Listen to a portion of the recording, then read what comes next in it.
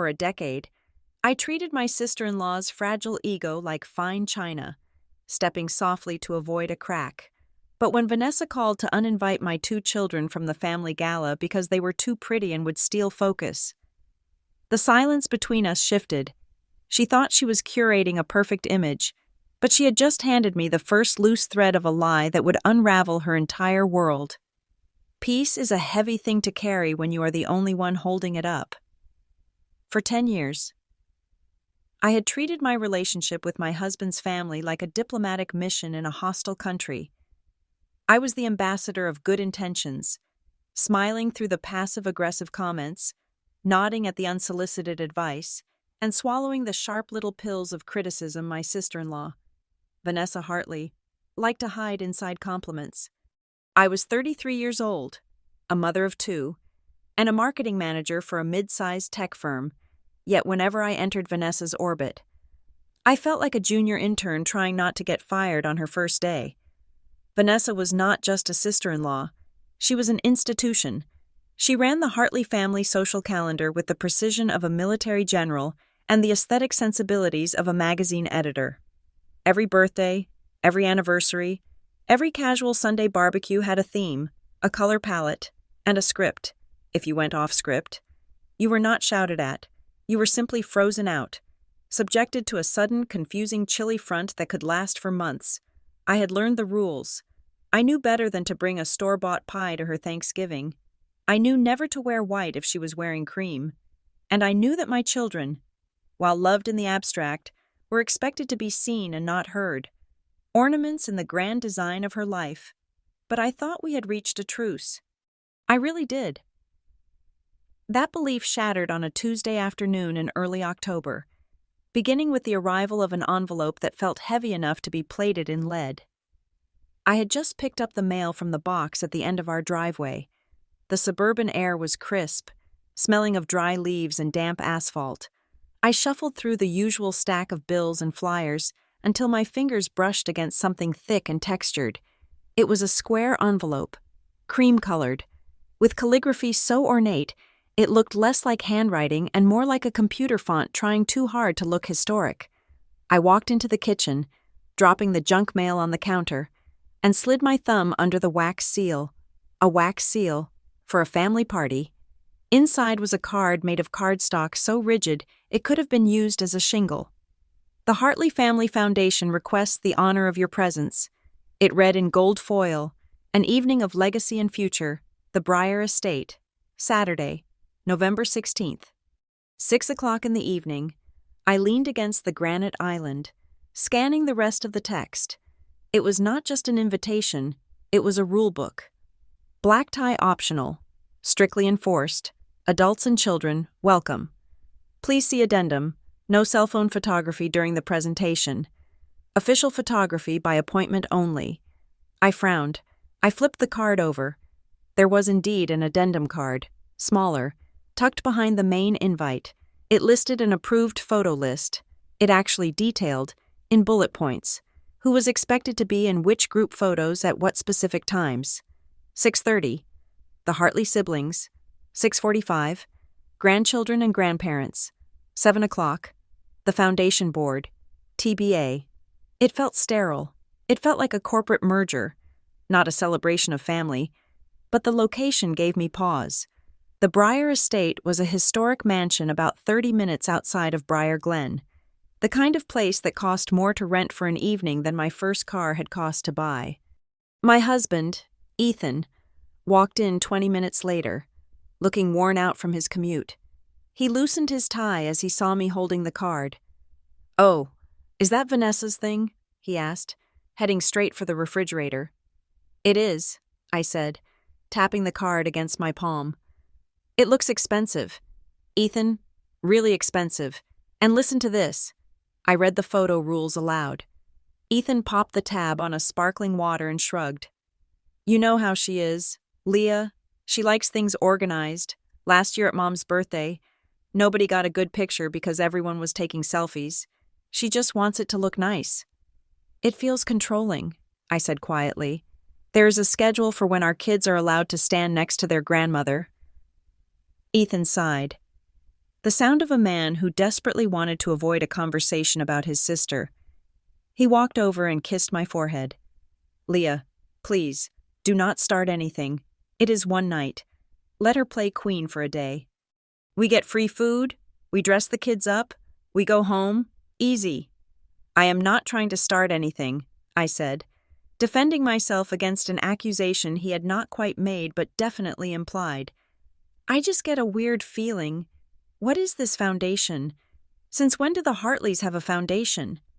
"She mentioned something about it a few months ago," Ethan said, already walking toward the living room. "Something about charity work. Look, just RSVP, yes, okay? It is easier than listening to her complain that we are unsupportive." I looked at the invitation one last time before tossing it onto the pile of mail. "Fine," I whispered to the empty kitchen. "We will play along." I decided right then that my strategy would be simple, total compliance. I would dress my 7-year-old son, Leo, and my 5-year-old daughter, Maya, in outfits that matched the color scheme. I would arrive on time. I would smile. I would focus entirely on making sure Leo did not wipe cheese on the drapes and that Maya felt like a princess. I would not engage in politics. I would be the perfect, silent guest. I spent the next week shopping. I found a miniature suit for Leo and a velvet dress for Maya that cost more than I wanted to spend, but I justified it as the price of peace. Then came the phone call. It was exactly 1 week after the invitation arrived. I was in the middle of preparing dinner, chopping carrots with a rhythmic thudding against the wooden board, when my phone buzzed. "Vanessa." I wiped my hands on a towel and answered, forcing my voice into a bright, cheerful register. "Hey, Vanessa, we got the invite. It looks beautiful." "Hi, Leah," Vanessa purred. Her voice was smooth, syrupy, the auditory equivalent of a caramel that pulls your filling out. "I am so glad you like it. I worked myself to death on the design. The gold foil was a nightmare to source." "It really shows," I said. "We are all set to come. I found the cutest dress for Maya." There was a pause on the other end, a long, a heavy pause that made the air in my kitchen feel suddenly thin. "Right," Vanessa said, her tone shifting just a fraction. "That is actually why I am calling. I wanted to talk to you about the kids." I stopped moving. "Oh? What about them?" "Well," she began, letting out a little laugh that sounded like glass breaking. "I have been looking at the numbers for the venue, and the seating chart is just a disaster. It is so much tighter than we thought, and honestly, with the videographer coming and the speeches, I am worried it is going to be too formal for them, too boring." I leaned against the counter. "They are well behaved. Vanessa, you know that. Leo brings his books, and Maya just likes to people watch. They will not be a problem." I know, she said quickly. "But it is not just about behavior. It is the vibe. We are trying to do something very high-end here. A lot of the guests are sensitive about noise." "Sensitive about noise?" I asked. "It is a family party. Your mom is going to be there. Aunt Denise is going to be there. They want to see the kids." "Leah, please do not make this difficult," Vanessa sighed. "It is just better if they do not come. For everyone." I felt the heat rising in my cheeks, but I pushed it down. "Vanessa, my parents are out of town. I do not have a sitter for a Saturday night on this short notice. If they cannot come, I probably cannot come." "Oh, surely you can find someone," she said dismissively. "You have a week." "Why are you really doing this?" I asked. The question slipped out before I could polish it. "Is there a reason?" "Because too formal does not make sense. You have cousins coming with their kids. I saw the list on the group chat." Silence again. Then, Vanessa's voice dropped. The syrup was gone, replaced by something cold and hard. "Fine. You want the truth?" "I would love the truth," I said. "They draw attention," she said. I blinked, staring at the half-chopped carrots. "Excuse me?" "Your kids, Leah. They draw attention. It is awkward." I tried to process the words. "I do not understand. They are children. How is that awkward?" "Oh, stop it," she snapped. You know exactly what I mean. People stare at them. Last Christmas, nobody looked at the tree or the decorations I spent 3 days setting up because everyone was fawning over Maya's eyes or Leo's hair. It is exhausting. I gripped the phone tighter. Are you serious?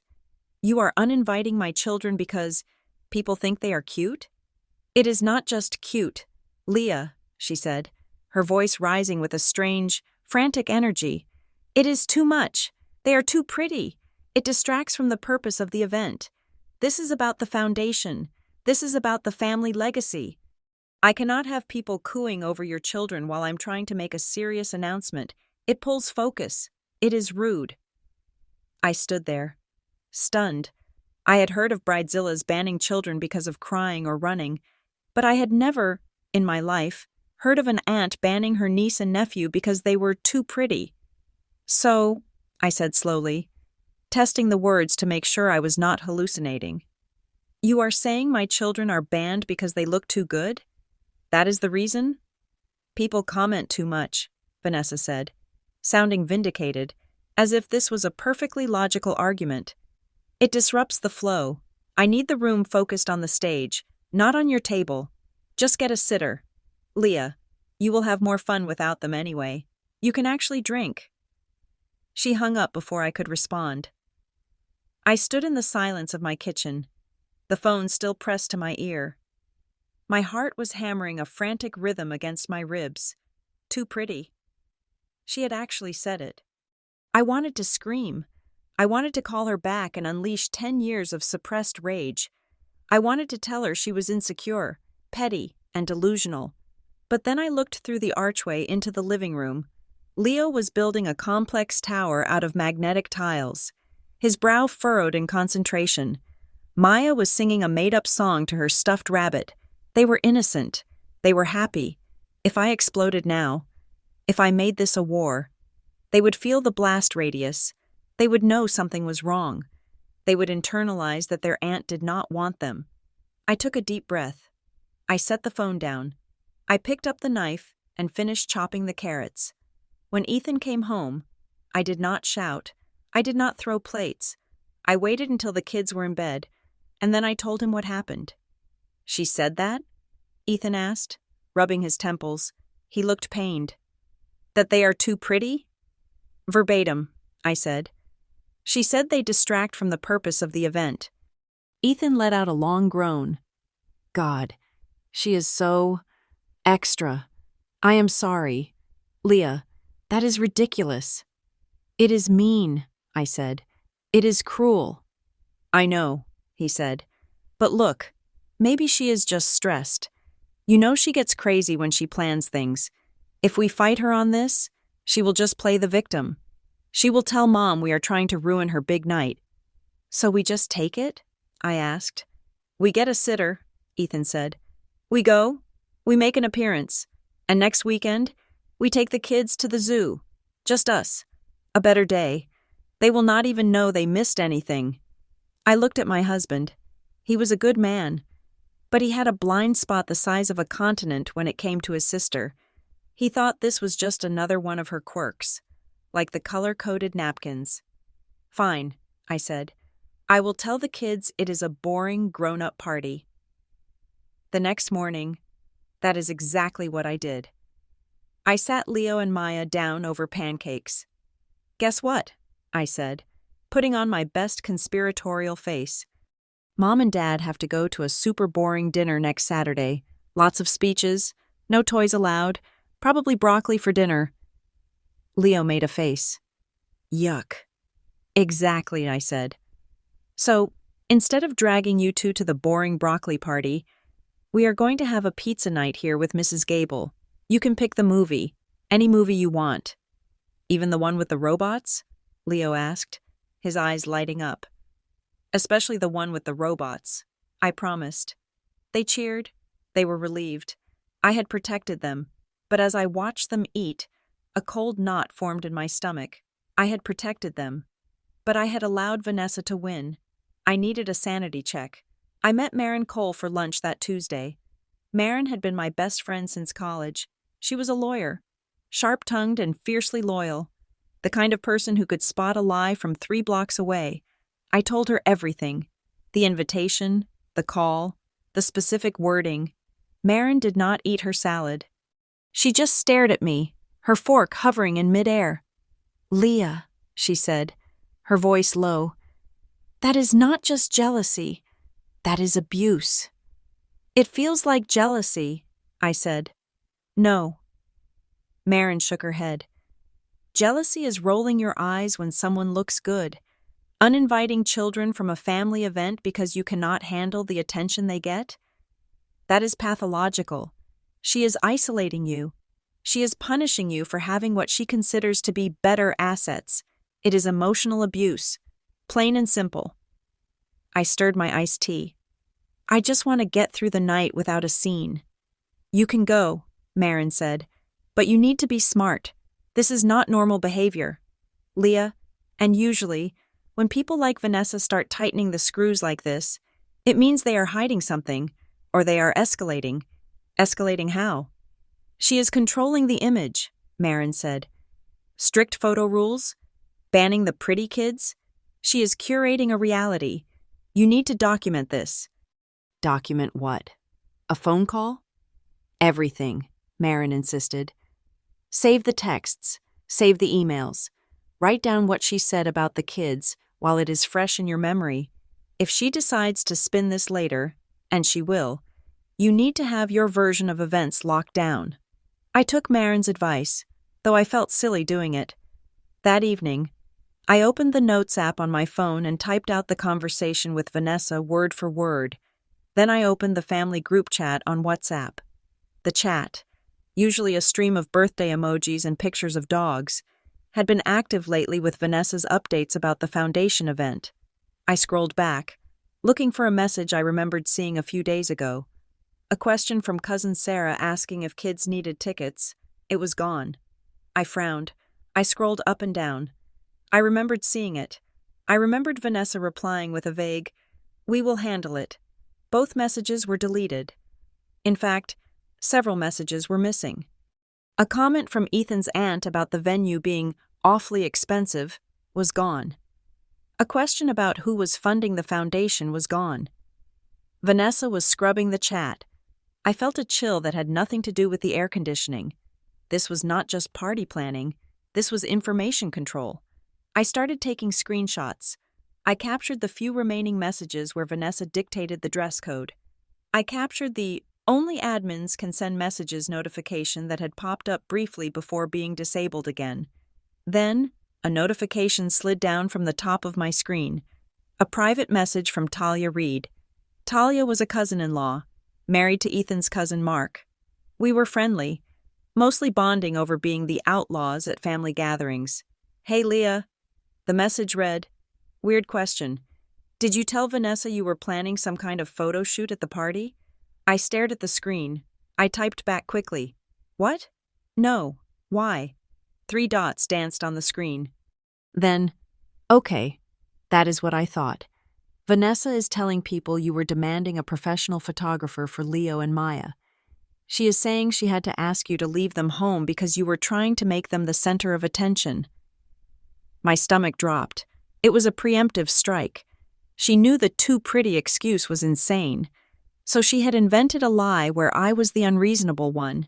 She was painting me as the stage mom, the narcissist, so that when people asked why my kids were not there, she could sigh and say she had to put her foot down. She is lying.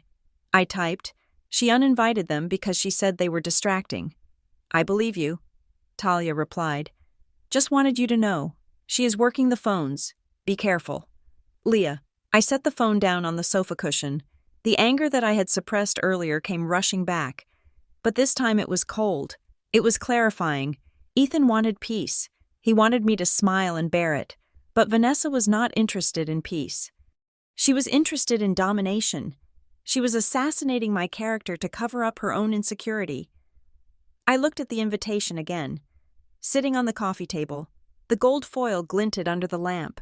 The Hartley Family Foundation. Why did that name bother me? Why the strict photo rules? Why the scrubbing of the chat? And why was she so terrified of 2 little children stealing the spotlight? Marin was right. This was about more than jealousy. It felt like fear. Vanessa was afraid of something disrupting her narrative. I stood up and walked to the window, looking out at the darkened street. I made a choice then.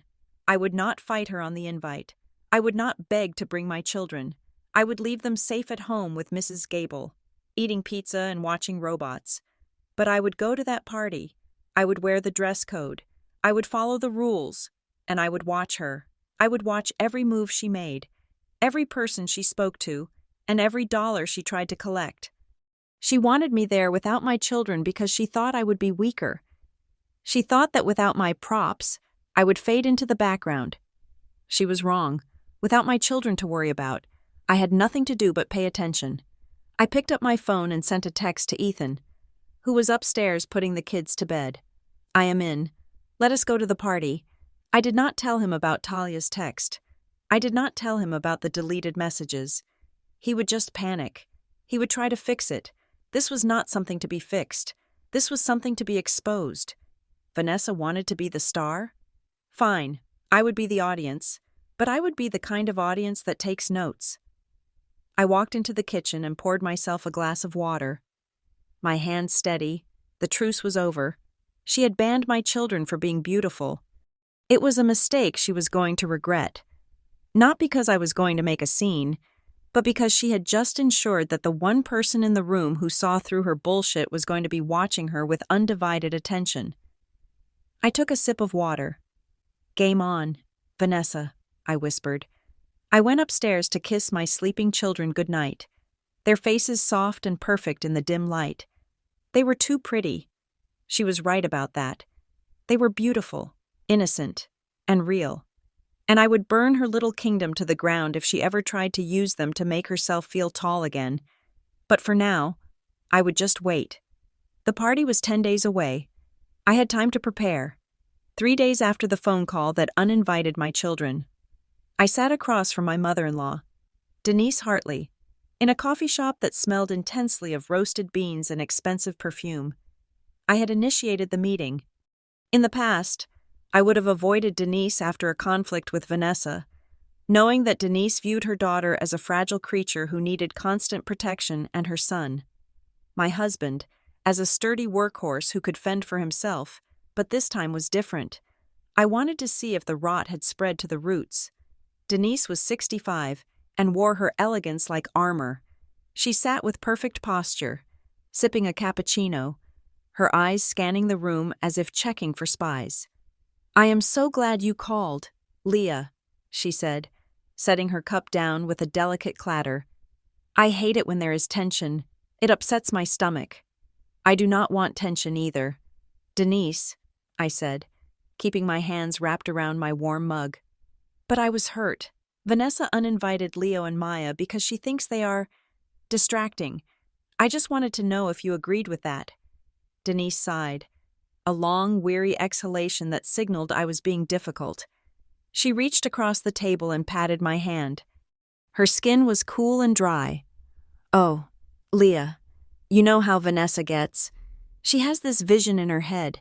She wants everything to be perfect for the foundation launch." "The foundation," I repeated. "I still do not understand what this foundation is. Since when does the family have a foundation?" "It is Vanessa's initiative," Denise said, her chest swelling slightly with pride. "She has been working on it for months, the Hartley Family Foundation. It is going to support children's arts programs. She wants to leave a legacy. You have to admire that ambition." "I admire ambition," I said carefully. "But she told me my children, her niece and nephew, cannot be there because they are too pretty, and it makes things awkward. That does not sound like someone who cares about children's arts programs. It sounds like someone who cares about being the center of attention." Denise pulled her hand back. Her smile tightened at the edges. "You are taking it too personally," she said.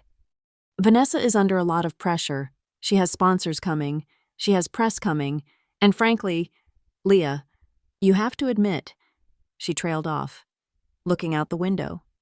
"Admit what?"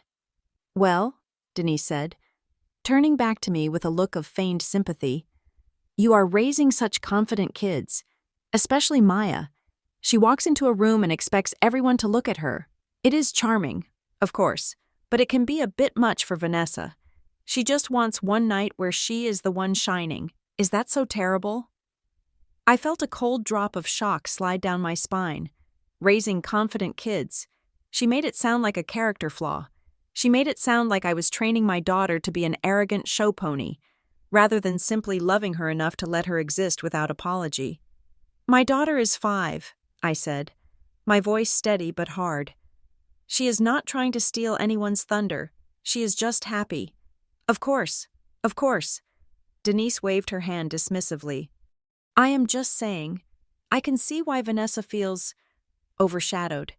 It is hard for her. You have the perfect little family, the career, the children who look like they stepped out of a catalog. Vanessa is just trying to build something of her own. We should support her. I realized then that there was no point in arguing. Denise had already rewritten reality. In her mind, Vanessa was the underdog, the scrappy survivor fighting against the tyranny of my 5-year-old's eyelashes. It was absurd, but it was a fortified absurdity. Nothing I said would penetrate it. I see, I said.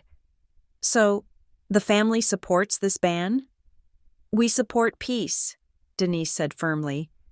And if leaving the kids with a sitter for one night buys us peace, then yes, we support it. Please, Leah, do not ruin this for her. I left the coffee shop with a polite nod and a stomach full of acid. Denise's words echoed in my head. Sponsors, press, a legacy. Vanessa was not just throwing a party, she was launching a brand. And she was terrified that the authenticity of my children would expose the artificiality of whatever she was selling. When I got home, I did not go to the kitchen to start dinner. I went straight to my laptop.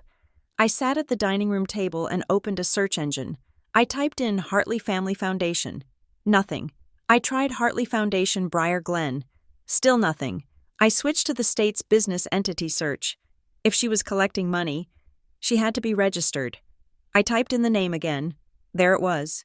The Hartley Legacy Initiative. Status, active, date of incorporation, October 29th, 2025. 2 weeks ago.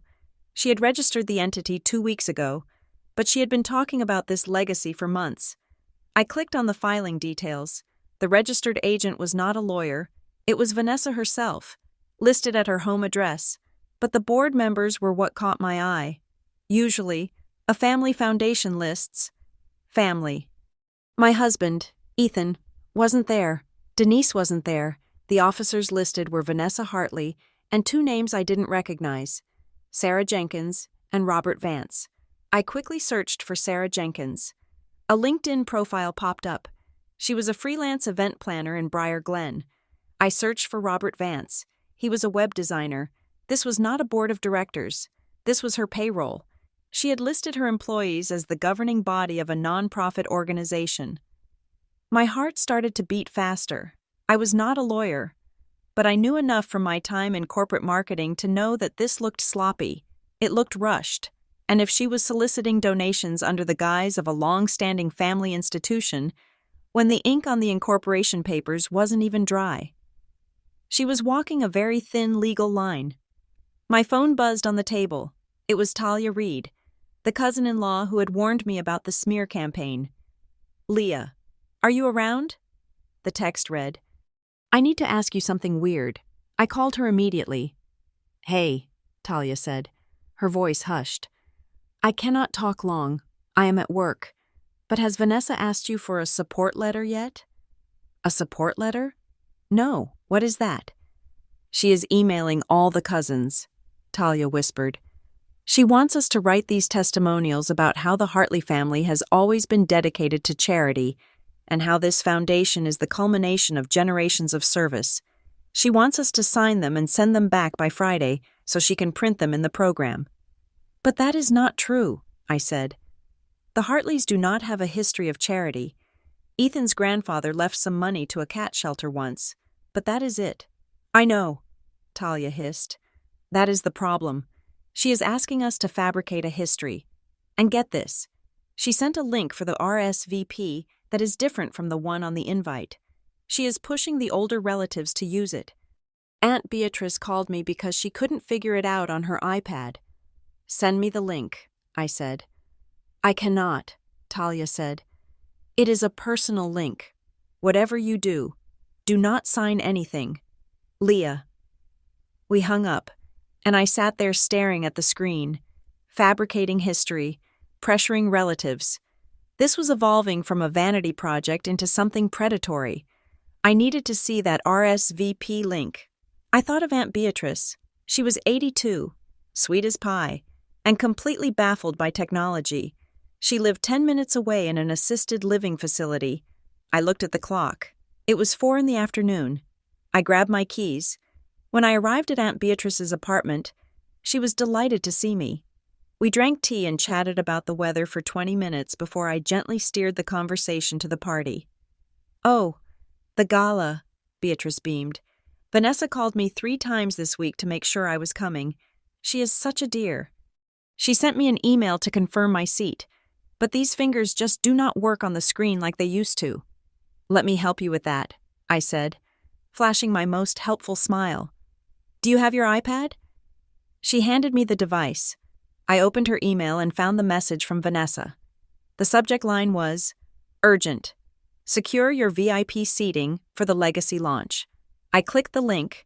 It redirected to a third-party landing page that looked slick, full of stock photos of smiling children holding paintbrushes. I scrolled down to the RSVP section. Name, dietary restrictions, standard stuff. But then I saw the fine print at the bottom. It was a checkbox, pre-checked, next to a block of gray text that was so small it was almost illegible. I pinched the screen to zoom in. By submitting this RSVP, the attendee agrees to the irrevocable use of their image and likeness for all promotional materials related to the Hartley Legacy Initiative and its partners. Furthermore, the attendee acknowledges their commitment to the pledge of support outlined in the attached prospectus, with a minimum donation tier of $500 to be invoiced post-event, unless opted out in writing within 24 hours. I froze. Aunt Beatrice, I said, keeping my voice calm. Did you know there is a donation attached to this? A donation? She blinked. Oh, no, dear. Vanessa said it was a free dinner. She said she just wanted the family together. It says here that by clicking submit, you are agreeing to a $500 pledge, I said. $500? Beatrice's hand went to her throat. I cannot afford that. Leah, I am on a fixed income. I know, I said. And look at this. It says she can use your photo for anything she wants. Ads, commercials, anything. Well, that does not seem right, Beatrice frowned. She told me I just needed to click the button to get the chicken dinner. Rage, hot and white, flared in my chest. Vanessa was not just scamming strangers. She was trapping her own grandmother. She was counting on the fact that the elderly relatives would not read the fine print and would be too embarrassed to refuse the invoice when it arrived later.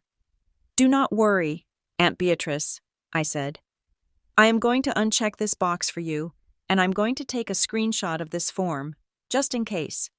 I did exactly that. I took pictures of the screen with my phone. I unchecked the box. I submitted the form. There, I said. You are safe. But Beatrice, if anyone asks you for money at the party, you tell them to talk to me, okay? Okay, dear, she said, looking shaken. Thank you. I drove home with my knuckles white on the steering wheel. This was fraud. It had to be. When Ethan walked through the door that evening, I was waiting for him. I didn't even let him take off his coat. We need to talk, I said. He saw the look on my face and immediately sagged. Leah, please. Can we not do this tonight? I had a brutal day. Your sister is tricking your grandmother into donating $500 she does not have, I said. Ethan stopped. He looked at me, blinking. What? I went to see Aunt Beatrice. The RSVP link Vanessa sent her has a hidden clause. It is a trap. Ethan, she is pre-checking boxes for donations and photo releases. She is scamming the family. Ethan hung his coat up slowly. Scamming is a strong word. Leah, maybe it is just a mistake in the web design. Vanessa is not good with tech. She is not good with tech? I laughed. A harsh sound. Ethan, she has a web designer on her board of directors. I looked it up. The foundation is 2 weeks old. The board is her friends. She is pressuring cousins to write fake support letters. And now she is burying charges in the fine print for the elderly relatives. Open your eyes. Ethan rubbed his face with his hands. Okay, so maybe she is being aggressive. That is how fundraising works, isn't it? You have to push people. No, I said. That is not how it works. That is how grifting works. She is using the family name to legitimize something that looks completely fake, and she uninvited our kids because she does not want anyone looking too closely at anything. You are obsessed with the kids thing, Ethan snapped. It was the first time he had raised his voice. This is really about you being mad she snubbed you. You are looking for reasons to tear her down. I stared at him. The man I loved, the father of my children, was standing there defending the indefensible because the alternative, admitting his sister was a predator, was too painful. I am not looking for reasons, I said quietly. The reasons are staring me in the face. And if you go to that party and let her use you, let her use your name, you are complicit. I am going to support my sister, Ethan said. His jaw set. And I would appreciate it if my wife could stop playing detective and just be my wife for one night. Can you do that? Can you just be cool? I will be cool, I said. I will be ice cold. He walked past me into the kitchen. I stood alone in the hallway, realizing that I was truly on my own. Ethan's conflict avoidance had curdled into cowardice. He would rather let his aunt be swindled than have an awkward conversation with his sister. The next day, Thursday, I decided to pull on another thread. I called the Breyer estate. I put on my best harried personal assistant voice. Hi, this is Leah calling regarding the event on Saturday the 16th. I said, I am just double-checking the dietary restrictions for the head table. We have a severe shellfish allergy. Let me pull up the file, the venue coordinator said. I heard typing. Okay, for the Hartley event, I see the note here. No shellfish. Great, I said. And just to confirm, the final balance was settled by Vanessa, right? I do not want to bother her with billing questions if it is already done. Actually, the coordinator said, the contract is not under a Vanessa. It is under Vantage Point Branding. Vantage Point Branding? I repeated, writing the name down on a notepad. Oh, right, our partners. So they handled the deposit? Yes, the full rental fee was paid by Vantage Point. We just have Ms. Hartley listed as the day of contact. Perfect. Thank you so much. I hung up. Vantage Point Branding. Why would a branding agency pay for a family reunion? Unless the family reunion was actually a commercial, I needed expert eyes on this. I called Marin. I need to talk to that friend of yours, the one in nonprofits. Jonah? Marin asked. I can set it up. Meet us for drinks at 6. At 6 o'clock. I was sitting in a booth at a dim bar downtown. Jonah Park was a man with sharp glasses and a tired demeanor. The look of someone who spent his life reading government compliance manuals. I laid it all out for him. The 2-week-old LLC, the board of employees, the hidden pledge checkboxes, the branding agency paying the rent. Jonah listened without interrupting, sipping a beer. When I finished, he whistled low. Okay, he said. That is colorful.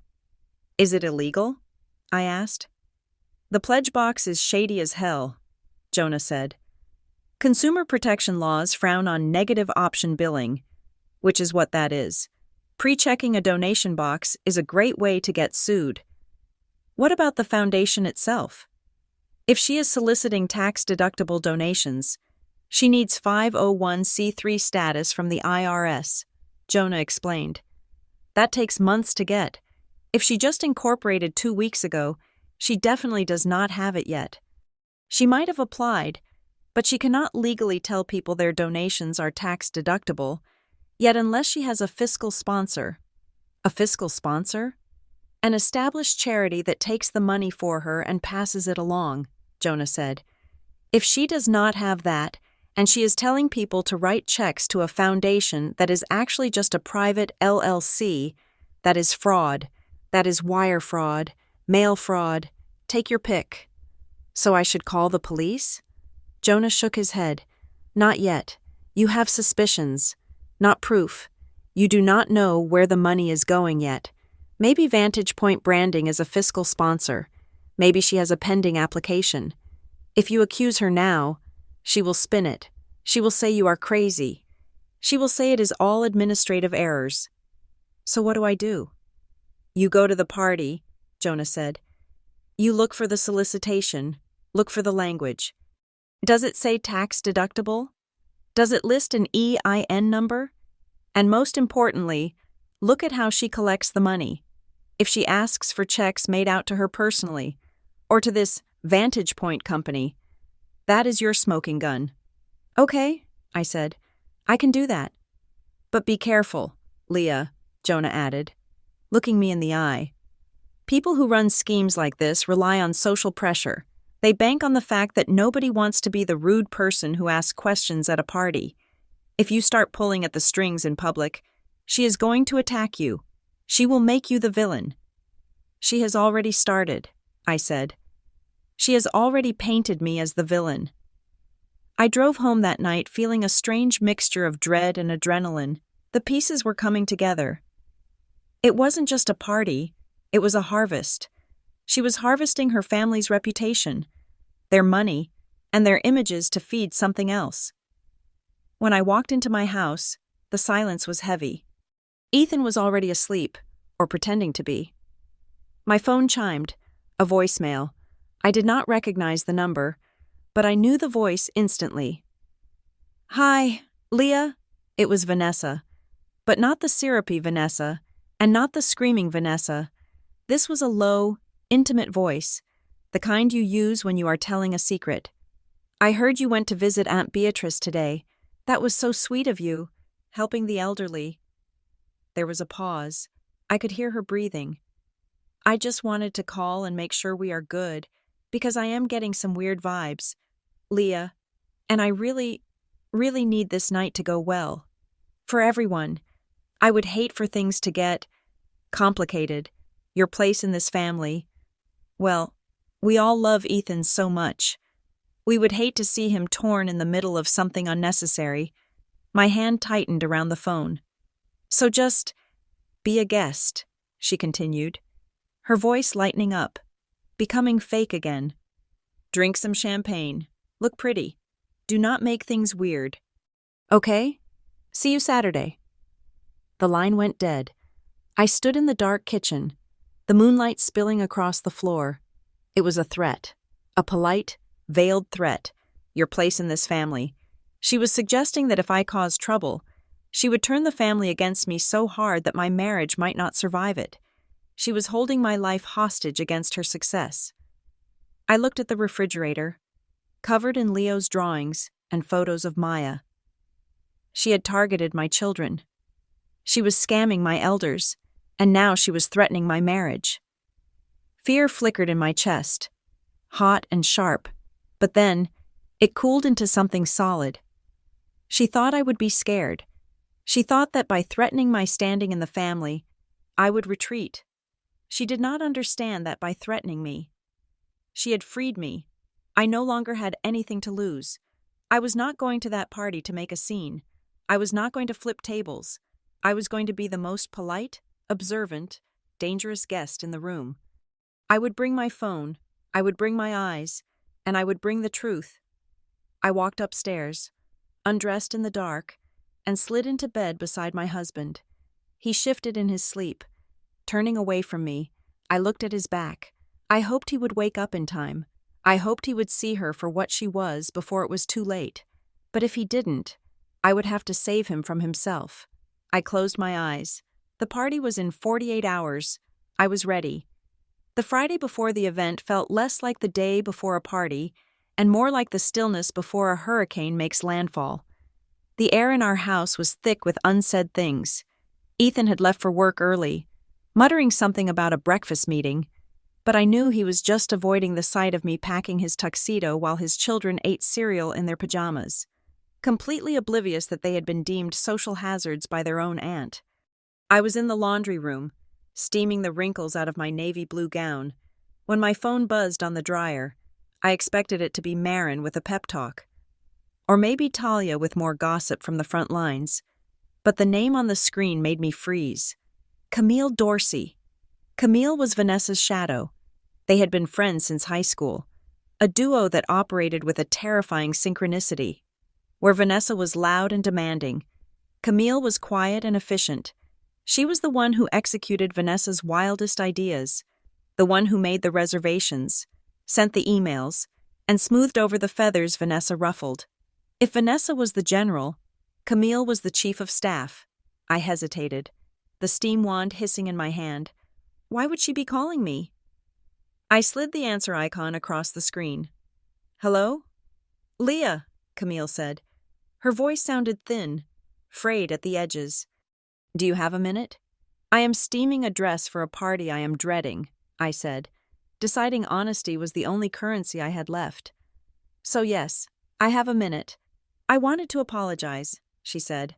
I set the steamer down. For what? For the email, Camille said. The one about the kids. Vanessa made me write it.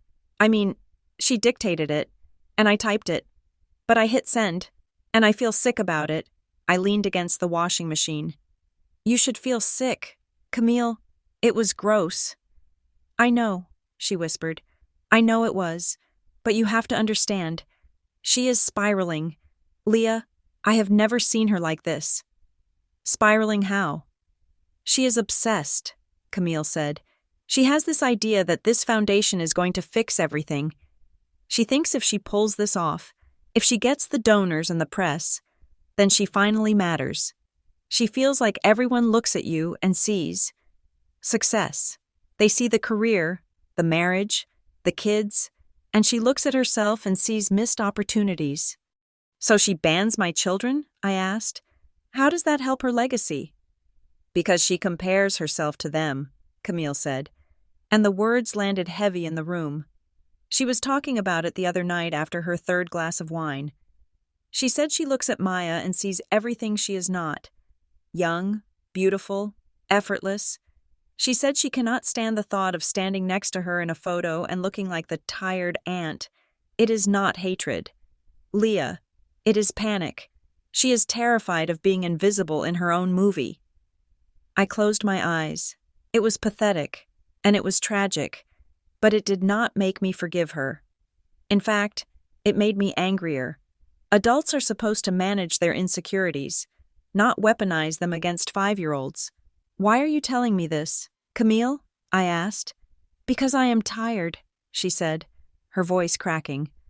I am tired of managing her ego, and I wanted you to know that tomorrow night it is going to be intense. She has promised these sponsors the moon. She told them the family is 100% behind her, financially and publicly. She is going to pressure people. I just thought you should know. Thank you, I said softly. That is good to know. I will see you there, Camille said. I will be the one holding the clipboard and looking like I want to die. She hung up. I stood there for a long time, listening to the hum of the dryer. Vanessa was desperate, and desperate people are dangerous because they stop caring about the rules. She was not just throwing a party. She was building a stage where she could act out a fantasy of importance, and she was willing to crush anyone who stepped on her lines. I finished steaming the dress. Then I went to find my children. If Vanessa wanted to erase them, I was going to do the opposite. I was going to make sure they felt so solid, so loved, that her exclusion would bounce off them like pebbles off a tank. Okay, team meeting, I announced, walking into the living room. Leo looked up from his drawing. Maya was trying to put a sweater on the cat. Tomorrow night is the big night, I said, sitting on the floor with them. Mom and Dad have to go to the boring broccoli party, but do you know what you guys are doing? Mrs. Gable is coming, Maya cheered. Mrs. Gable was our neighbor, a retired librarian who brought a bag of candy and let them stay up 30 minutes past their bedtime. Yes, Mrs. Gable is coming, I said. And I bought the ingredients for make-your-own pizzas, and I downloaded the new robot movie, and I got the special popcorn with the chocolate drizzle. Leo's eyes went wide.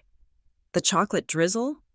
The chocolate drizzle, I confirmed, because you guys are the coolest kids I know, and you deserve the best night ever, even better than the grown-up party. Will you bring us cake? Maya asked. I will try, I said, smoothing her hair. But honestly, your pizza is going to be way better than whatever we are eating. I hugged them both, breathing in the scent of their shampoo. They were warm and real and unpretentious. They were everything Vanessa was not. I would keep them here, safe in their bubble of pizza and robots, while I went into the lion's den to make sure no one stole their future. Saturday arrived with a gray, steel-colored sky. The atmosphere in the house was brisk. Ethan was jittery. He put his tuxedo on at 3 o'clock in the afternoon, pacing the bedroom.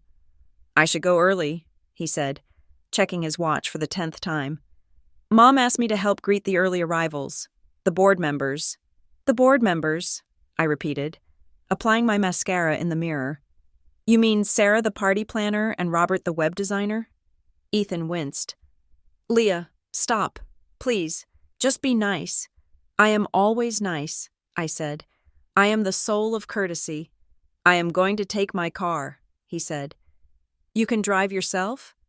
Sure, I said. I will see you there. He kissed me on the cheek, but his lips felt cold. He was already gone, mentally. He had already switched teams. He was in survival mode. And in his mind, surviving meant placating Vanessa. I finished getting ready alone. I put on the navy dress.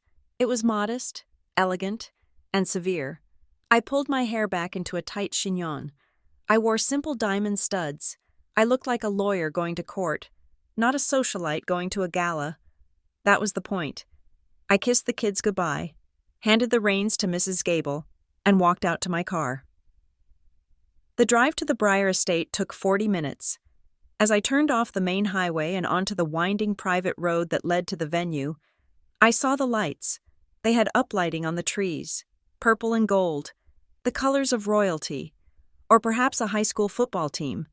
The estate itself was a sprawling stone manor, beautiful and imposing, but tonight it looked like a nightclub. There was a valet stand, there was a red carpet, and absurdly, there was a step and repeat banner, a wall featuring the logo of the Hartley Legacy Initiative repeated over and over in a grid pattern.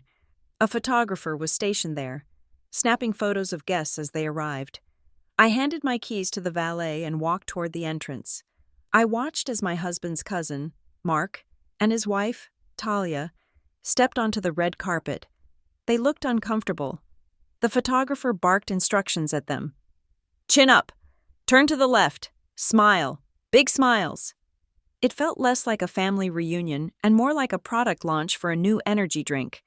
I waited for a gap in the line and walked quickly past the photographer, keeping my head down. Ma'am, one photo, he called out. No, thank you, I said, not breaking stride.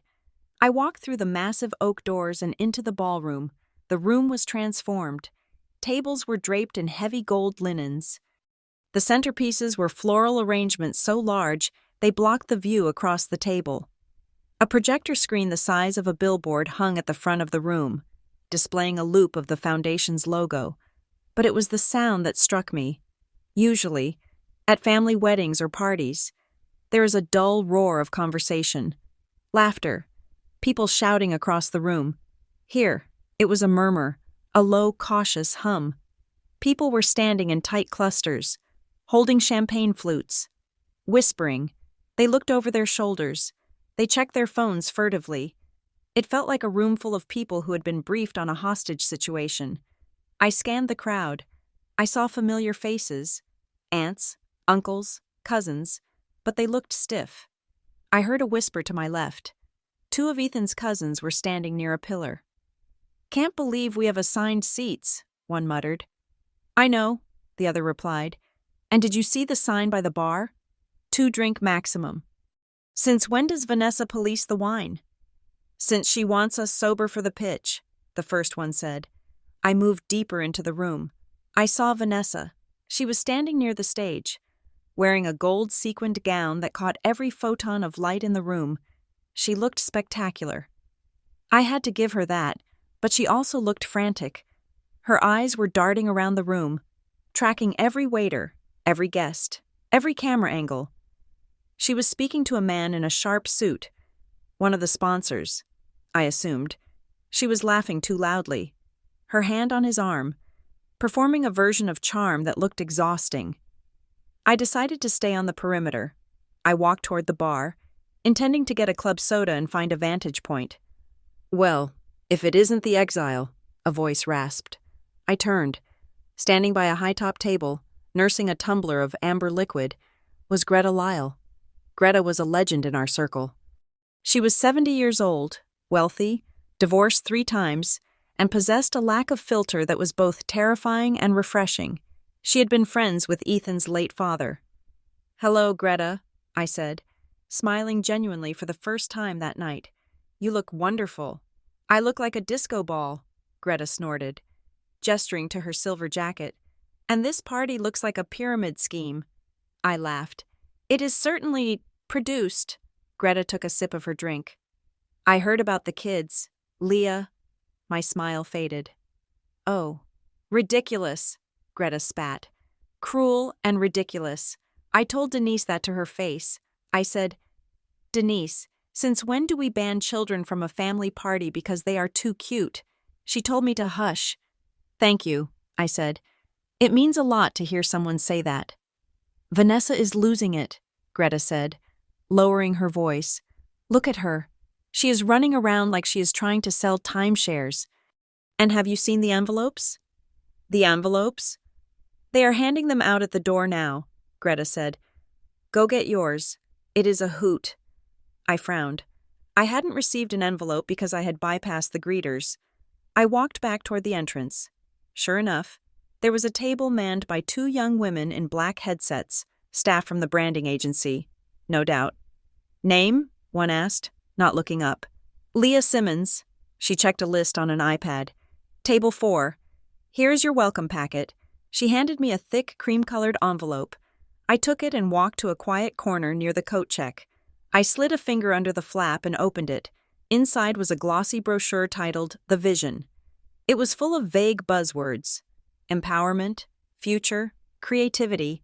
There were photos of stock image children painting and dancing, and tucked behind the brochure was a card, a pledge card. It was printed on heavy stock.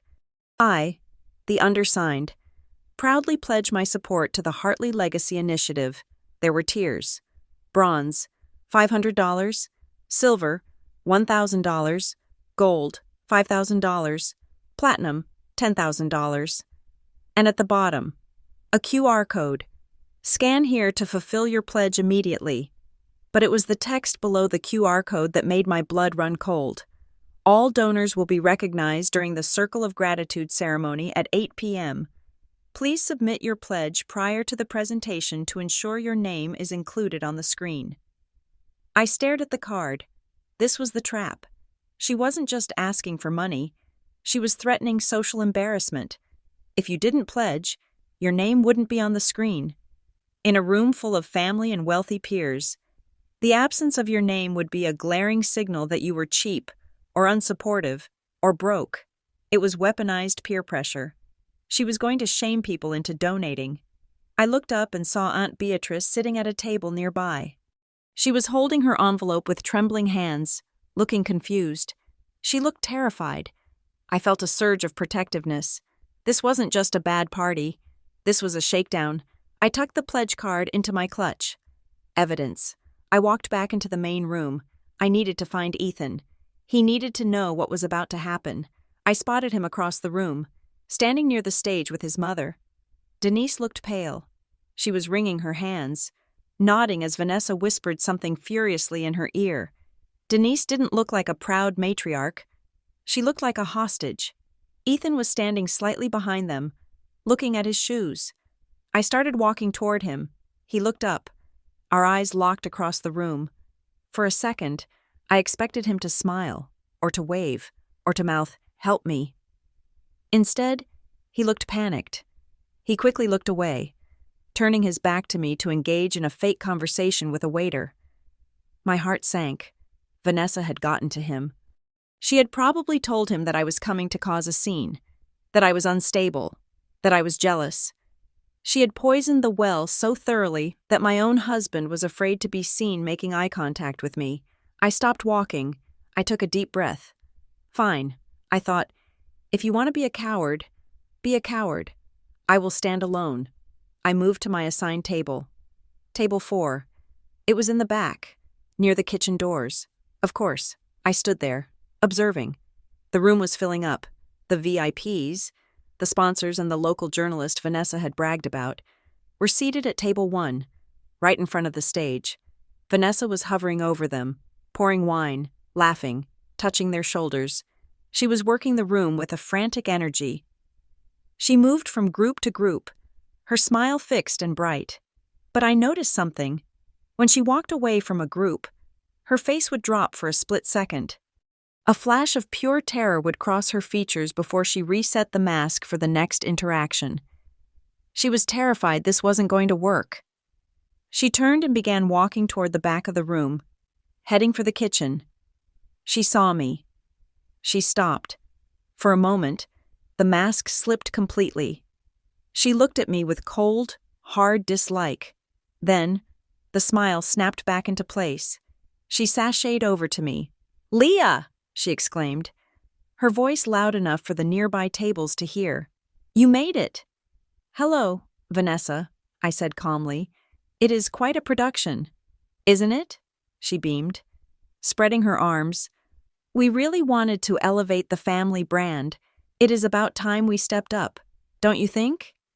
"It is certainly different," I said. She stepped closer. Her perfume was overpowering, something floral and cloying. She lowered her voice, but the malice was audible. "I am so glad you decided to come," she said. "And honestly, look at you." She looked me up and down. "You look so rested," she said. "It must be nice to be free tonight, without the kids dragging you down. You can finally just be yourself, right? No distractions."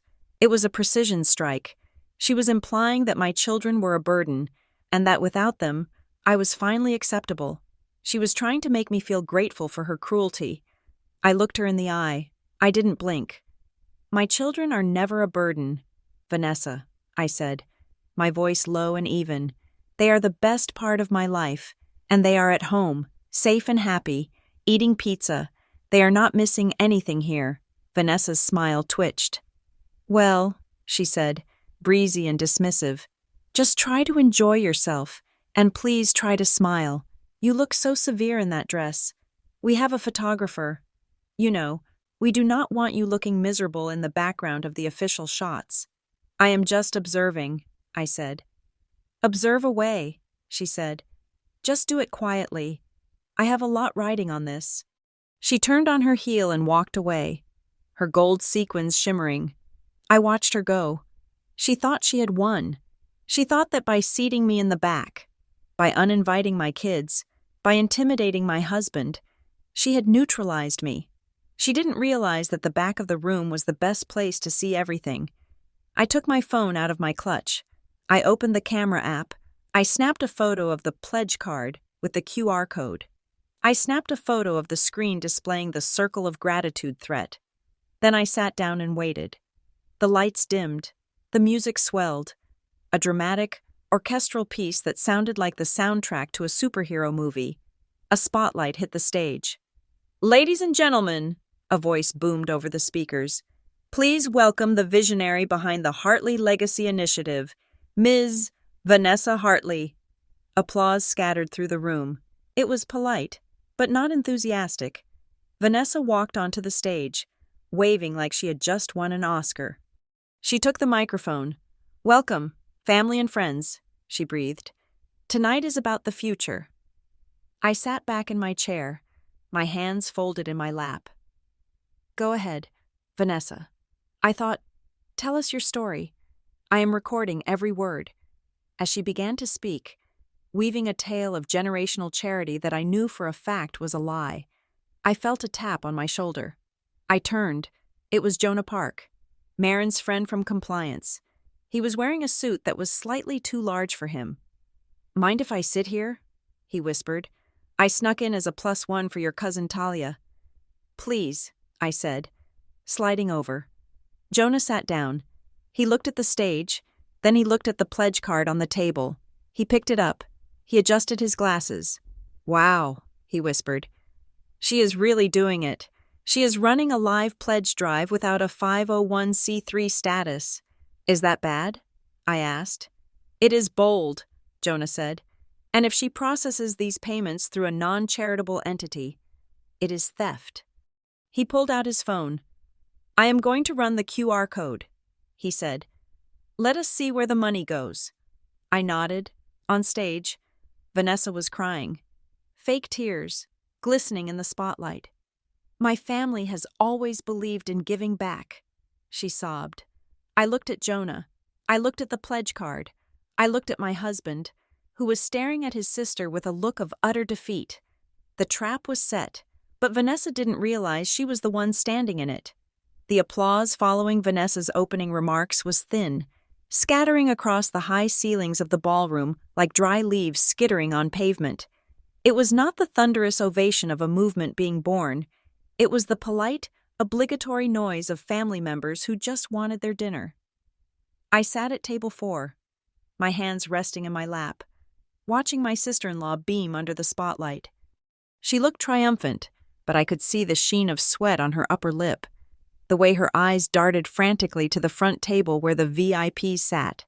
She was performing for an audience of 3 people, a local lifestyle journalist named Chloe Vance, and 2 representatives from a regional bank who looked like they would rather be anywhere else. The rest of us? We were just extras, props in formal wear. The house lights came up a fraction, signaling the beginning of the cocktail hour portion of the evening. Though the bar was strictly monitored, I stood up, smoothing the front of my navy dress. I needed to move. I needed to hear what the room was saying. I walked toward the back of the room where displays had been set up on easels. They were large foam core boards, featuring the branding of the Hartley Legacy Initiative. I stopped in front of one titled, Our Mission, The Future of Creativity. The text was a word salad of corporate benevolence. Empowering the next generation of artistic minds through strategic grants and visual visibility. Visual visibility? A voice murmured beside me. Is that even a phrase? I turned to see Jonah Park standing there, holding a glass of sparkling water. He looked out of place in his slightly ill-fitting suit, but his eyes behind his wire-rimmed glasses were sharp as scalpels. I think she means she wants to pay for kids to get headshots, I said quietly. But read the bottom paragraph. Jonah leaned in.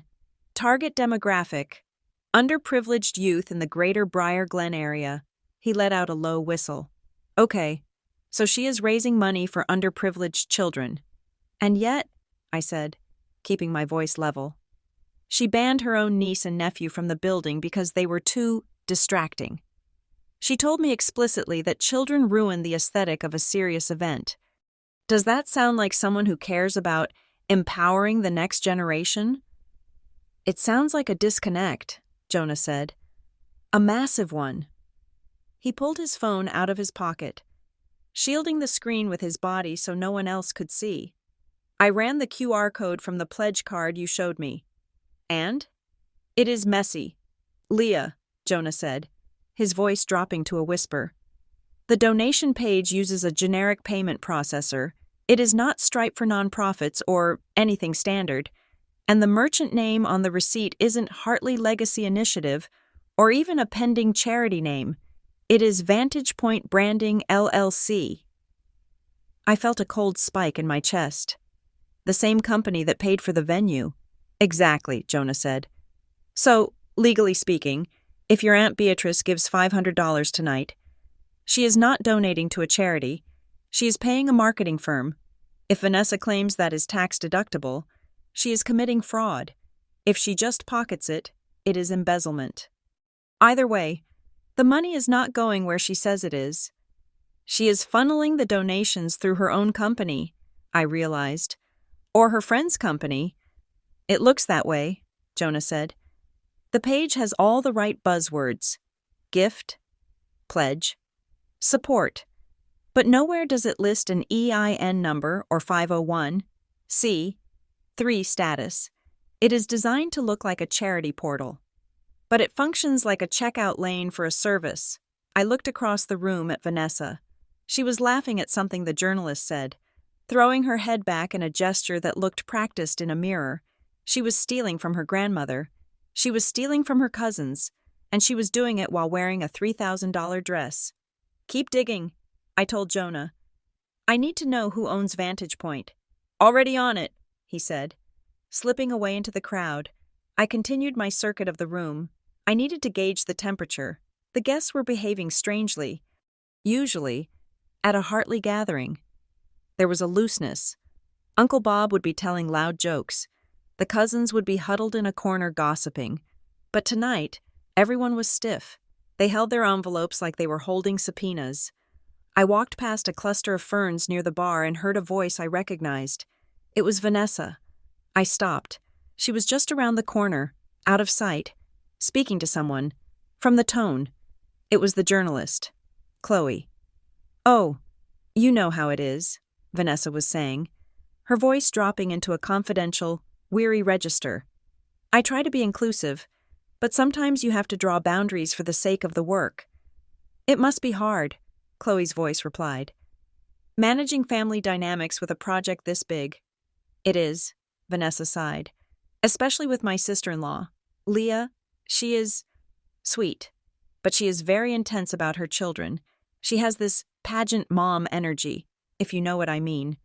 My breath hitched. I stood frozen behind the fern. She pushes them into everything, Vanessa continued, her voice dripping with fake concern. Always trying to get them in front of the camera. Always making them the center of attention. I honestly felt like I had to protect them tonight. I told her, Leah, let the kids be kids. Do not drag them out to a gala just to show them off. But she was furious. She thinks I am stifling their star power or something. I felt the blood drain from my face. She wasn't just lying. She was inverting reality. She had accused me of the very thing she was doing. She was painting me as an exploitative, fame-hungry mother who used her children as props, and casting herself as the protective aunt who had bravely intervened. It was a masterstroke of manipulation. If I made a scene now, if I walked up and called her a liar, I would look exactly like the intense, unstable woman she had just described. I would prove her point. That sounds exhausting, the journalist said sympathetically. Good for you for standing your ground. I try, Vanessa said. I just want what is best for the family image. Speaking of which, let me introduce you to the board. They walked away. I stayed behind the fern for a long moment, shaking. My hands were trembling. Not from fear, but from a rage so pure it felt like it could melt the gold plating off the silverware. She had taken my parenting, my protection, my privacy, my love for my children, and twisted it into something ugly to sell herself to a stranger. I needed an ally, a real one. I scanned the room and spotted Greta Lyle. She was holding court at a high-top table near the windows, looking like a disappointed empress. She was surrounded by a small group, my cousin-in-law Talia, Aunt Beatrice, and two of Ethan's older cousins, Mike and Sarah. They did not look happy. I walked over. Leah, Greta said as I approached. Tell me I am hallucinating, or did Vanessa just ask us to open our hearts and our wallets before the salad was even served? She did, I said, joining the circle. And it gets worse. I cannot get this QR code to work, Aunt Beatrice fretted, tapping her phone. And I am scared if I do not pledge. She will be mad. The card says names will be on the screen. Do not scan it, Aunt Beatrice, I said firmly. I looked at the group. Listen to me. Do not give her a dime. Why? Mike asked, looking nervous. Is it not real? The money is routing to a marketing firm, I said. keeping my voice low but intense. It is not a registered charity. I have someone checking the back end right now. If you put your credit card info in there, you are not donating to a cause. You are paying a vendor. Gasps went around the small circle. Talia's eyes went wide. I knew it, Talia whispered. I knew it felt off. The pressure, the secrecy. She told me if I did not pledge at the gold level, I was not honoring the family name, Greta said, her lip curling. I told her my family name was Lyle, not Hartley, and my honor was just fine. Thank you very much. She is terrified, I explained. This is a pitch night. She has sponsors here. She has a journalist here. She needs to show them that she can generate revenue. She is using us, her family, as proof of concept. She needs to extract money from us to prove to the bank that she is viable. That is sick, Sarah said. I thought this was a reunion. It is a shakedown, Greta corrected. So what do? Do we leave? If I walk out, she will tell everyone I am a senile old bat. No, I said. We do not leave, and we do not fight. If we cause a scene, she wins. She will cry. She will say we are jealous. She will say we are ruining her moment. She wants drama because she can spin drama. She can play the victim. Then what? Talia asked. We do nothing, I said. We starve the fire. When she asks for money, we smile and say, we need to review the prospectus with our accountants. When she tells us to clap, we clap politely. When she tries to shame us, we just look at her. We do not engage. We do not sign. We do not scan. The gray rock method, Talia nodded. Boring and unmovable. Exactly, I said. We break the momentum. She relies on emotional reaction. We give her none. Just then, I felt a hand on my arm. I jumped. It was Camille Dorsey, Vanessa's co-host and best friend. She looked like she had been crying in the bathroom. Her mascara was touched up, but her eyes were red. Leah, she whispered, can I talk to you, privately? The group looked at her with suspicion, but I nodded. Excuse me, I said to Greta. I followed Camille to a small alcove near the kitchen entrance. It was the only place in the room without a direct line of sight to the stage. I cannot do this, Camille said, her voice shaking. I helped her with the invites.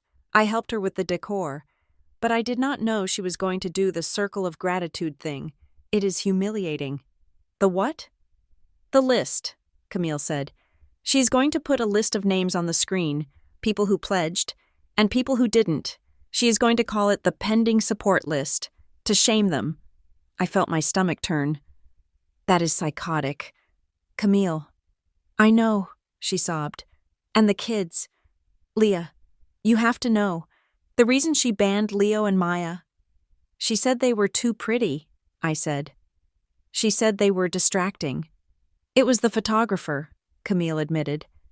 She hired this high-end guy, and she gave him a do not shoot list. She explicitly told him that if your children came, they were not to be in any official photos. She said, I do not want anyone looking at that table. I want the focus on me and the board. She was scared that if the journalist saw your kids, she would write a fluff piece about the beautiful Hartley family instead of a serious piece about Vanessa the philanthropist. She wanted to edit them out of existence. It confirmed everything I suspected, but hearing it out loud was a different kind of pain. My children were not just uninvited, they were censored. Why are you telling me this now? I asked. Because I regret it, Camille said. I regret helping her. This isn't a charity, it is an ego trip, and I think she is going to crash tonight, and I do not want to be in the wreckage. If you want to help, I said, tell the photographer to keep shooting, no matter what happens. Camille looked at me, confused. What do you mean? Just tell him, I said. Tell him the do not shoot list is void. Tell him to capture the reality of the room. Camille hesitated, then nodded. Okay, I can do that. She slipped away. I walked back to my table. The lights were flashing. The presentation was starting. Vanessa took the stage again. The music shifted to something triumphant. "And now," she announced, her voice booming, "we come to the most important part of our evening, the commitment." A giant thermometer appeared on the screen behind her. It was digital, animated to look like Mercury rising. "Our goal tonight is $50,000, Vanessa declared, "and I'm so proud to say we are already halfway there, thanks to our corporate partners." She clapped. The room clapped dutifully. "But now," she said, her eyes scanning the room like a predator, "it is time for our family to show their heart. I am going to ask our table captains to collect the pledge cards, and as they do, I want to recognize those who have already stepped up." She pulled a note card from her podium. "Uncle Bob and Aunt Linda," she called out, "thank you for your generous gold-level pledge." She pointed to table 2. Uncle Bob looked startled. He half stood, waving awkwardly. He looked like he hadn't pledged anything yet, but now he was trapped. If he denied it, he would look like a liar. "Thank you," Vanessa cheered. "Let us give them a hand." The applause was scattershot. "And Cousin Mike," she continued. "Mike, I know you are good for that silver tier. Can we count on you?" The room went deadly silent. She was calling people out who hadn't even submitted cards yet. She was publicly negotiating their donations. I looked at Mike. He was red in the face. He looked down at his plate. "Mike?" Vanessa prompted, her smile tight. "A thumbs up?" Mike gave a weak, non-committal wave. "That is a yes," Vanessa crowed. "Mark him down for a silver." It was excruciating. It was a bullying tactic masquerading as a celebration. I looked over at Denise, my mother-in-law. She was sitting at the head table, and for the first time in 10 years, the mask of heartly perfection had slipped completely off her face. She looked horrified. She was watching her daughter publicly extort her relatives. She looked at the journalist, who was frantically taking notes.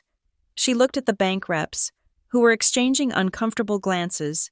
Denise realized, finally, that this wasn't elegant. It was desperate. "And now," Vanessa said, turning her gaze toward the back of the room, toward me. My heart hammered against my ribs. "We have some guests who are here to observe," Vanessa said, her tone dripping with sweet poison. "But I know that deep down, they want to be part of the solution. Leah?" Every head in the room turned to table 4. "Leah Simmons," Vanessa said, her voice amplified by the speakers. "I know things have been tight, but surely for the children. You can match Aunt Beatrice's pledge? Put us over the top?"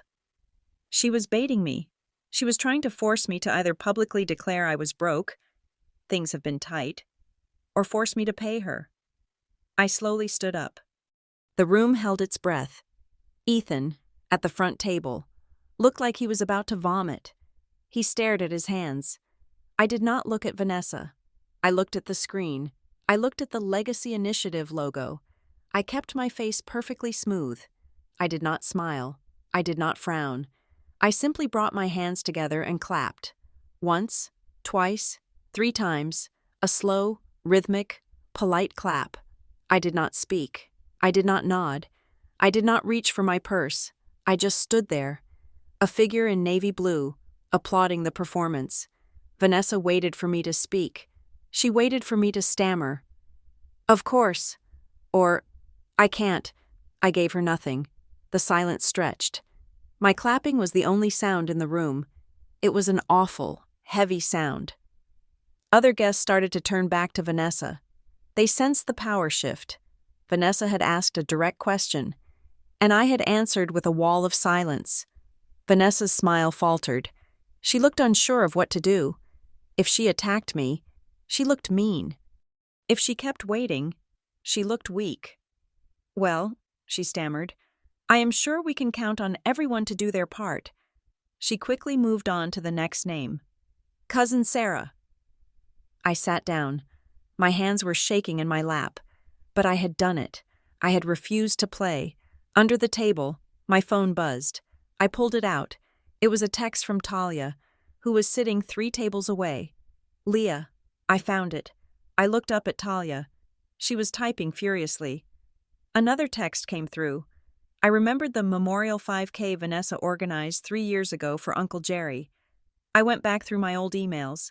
I found the wrap-up report she sent. She claimed the event raised $12,000, but I just found the old Venmo history because I collected the entry fees that year. I transferred $18,000 to her personal account. She skimmed $6,000 off a memorial run for a dead uncle. I stared at the screen. The numbers blurred. This wasn't just about tonight. This was a pattern. She had a history of using family grief and family gatherings as her personal ATM. Do you have the screenshots? I typed back. Yes, Talia replied. And I have the bank transfer receipt. I looked at the stage. Vanessa was now asking the room to stand for a toast to transparency and trust. The irony was so thick I could taste it. I looked at the pledge card on the table. Then I looked at the journalist. Chloe Vance. Chloe was frowning, looking at her phone. She seemed to be checking something. Maybe Jonah had tipped her off. Or maybe she just had good instincts. I took a sip of water. I had the kids' band confession from Camille. I had the fraudulent payment processor info from Jonah. And now, I had proof of past embezzlement from Talia. I looked at Ethan. He was drinking wine rapidly now. He looked miserable. He had chosen his side. He had chosen to sit at the front and enable this. But I was sitting at the back, and I was about to bring the whole house down. I waited for the toast to end. Vanessa raised her glass. "To the Hartley legacy," she cried. "To the legacy." The room mumbled. I did not raise my glass. I raised my phone.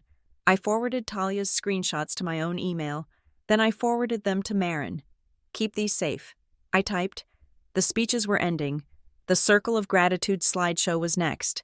Vanessa signaled to the AV technician. "And now," she said, her voice trembling with emotion, "a look at why we do this. The faces of our future." The lights dimmed completely. I sat in the dark, watching.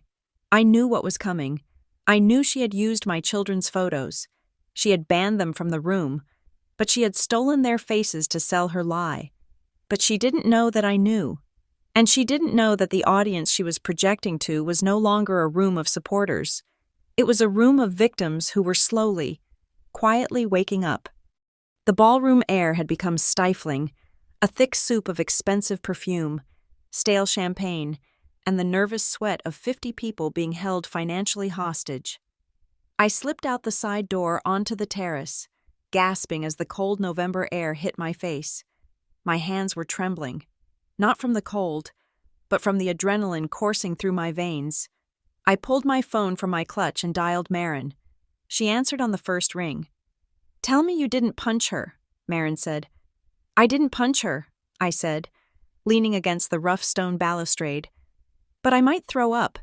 She is publicly shaming people into donating. She is calling them out by name. Marin, it is like a televised telethon, but without the celebrities or the actual charity." "Okay, breathe." Marin's voice was steady, the anchor I needed. "You are doing exactly what you need to do. You are witnessing, but listen to me. Leah, do not let her isolate you. Her whole strategy relies on making you look like the crazy outsider. If you storm out, or if you scream, she wins. She will tell everyone you are having a breakdown." "She already is," I said, looking through the glass doors at the distorted figures inside. "She told the journalist I was an unstable pageant mom who uses her kids for attention." "Projecting much?" Marin snorted. "That is rich coming from the woman running a scam. Stay grounded, gather the facts, and do not let her put you in a corner. You have allies in that room. Use them." "I will," I said. "I have Greta. I have Jonah." "Good. Go back in there," Marin commanded.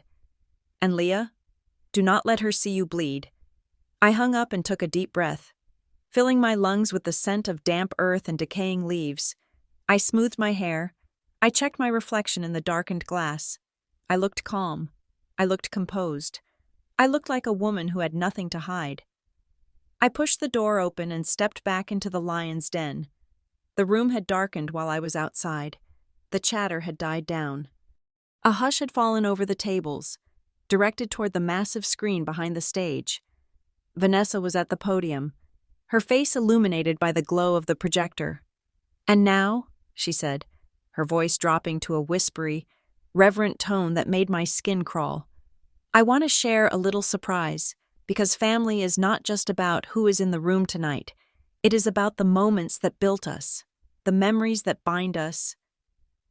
Music swelled from the speakers. It was a piano piece, slow and melancholic, designed to tug at heartstrings and loosen wallets. The slideshow began.